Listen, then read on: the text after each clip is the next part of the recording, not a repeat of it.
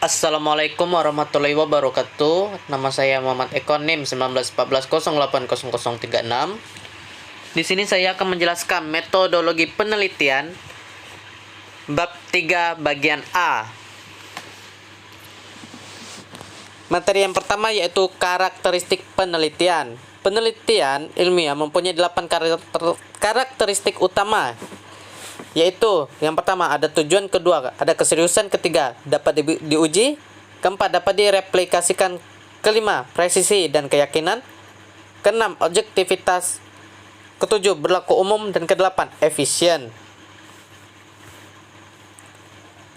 Yang kedua, rancangan desain penelitian. Desain penelitian merupakan rencana kerja yang terstruktur dalam hal hubungan-hubungan antar variabel secara komprehensif sedemikian rupa agar hasil penelitiannya memberikan jawaban atas pertanyaan-pertanyaan penelitian.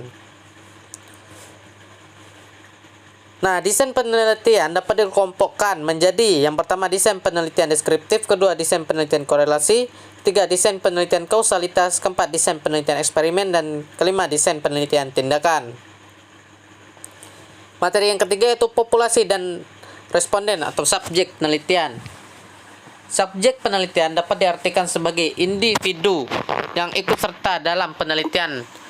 Subjek biasanya digunakan sebagai sampel. Sampel tersebut diambil dari sekelompok besar individu yang disebut dengan populasi. Populasi dapat dibedakan menjadi dua, yaitu populasi terbatas atau terpopulasi terhingga. Yang kedua itu populasi tak terbatas atau populasi tak terhingga. Materi keempat yaitu teknik pengambilan sampel. Teknik penarikan sampel probability adalah suatu teknik penarikan sampel yang mendasarkan diri bahwa setiap anggota populasi memiliki kesempatan yang sama untuk dipilih sebagai sampel. Teknik pengambilan sampel ini terbagi menjadi 4, yaitu teknik acak sederhana, kedua teknik acak sistematis, ketiga teknik acak terlapis, dan keempat teknik acak berkelompok. Teknik penarikan sampel non-probability adalah suatu teknik yang penarikan sampel yang berdasarkan pada setiap anggota populasi tidak memiliki kesempatan yang sama. Nah, teknik penarikan sampel non-probability terbagi menjadi 4, yang itu pertama teknik penarikan sampel accidental, kedua teknik penarikan sampel purposive, ketiga teknik penarikan sampel ketiota, keempat teknik penarikan sampel bola salju. Bagian kelima yaitu variabel dan data penelitian.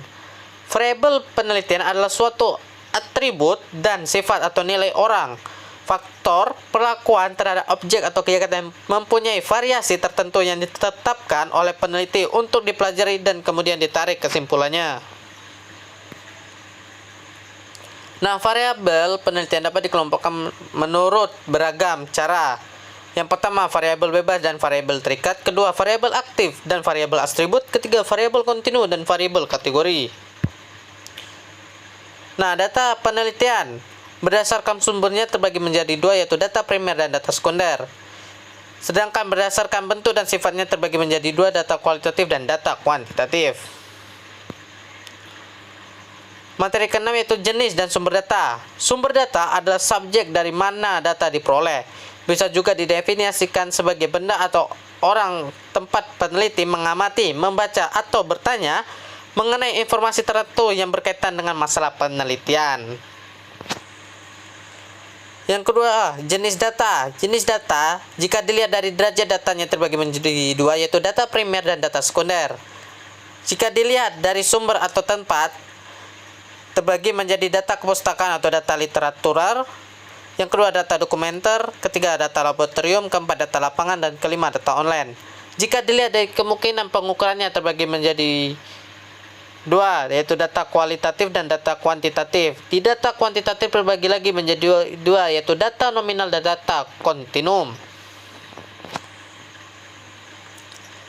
Untuk materi yang ketujuh yaitu instrumen dan bentuk-bentuk instrumen penelitian. Instrumen penelitian adalah semua alat yang digunakan untuk mengumpulkan, memeriksa, menyelidiki suatu masalah. bentuk-bentuk instrumen penelitian. Yang pertama, instrumen penelitian untuk penelitian kualitatif. Kedua, instrumen penelitian untuk penelitian kuantitatif. Materi yang ke-8 yaitu kisi-kisi instrumen sesuai variabel dan indikator penelitian.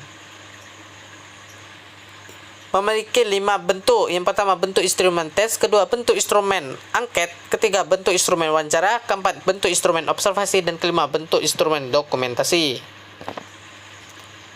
Nah, mungkin inilah penjelasan singkat saya mengenai materi pada bab 3 bagian A. Apabila ada kesalahan saya mohon maaf. Terima kasih atas waktunya. Assalamualaikum warahmatullahi wabarakatuh.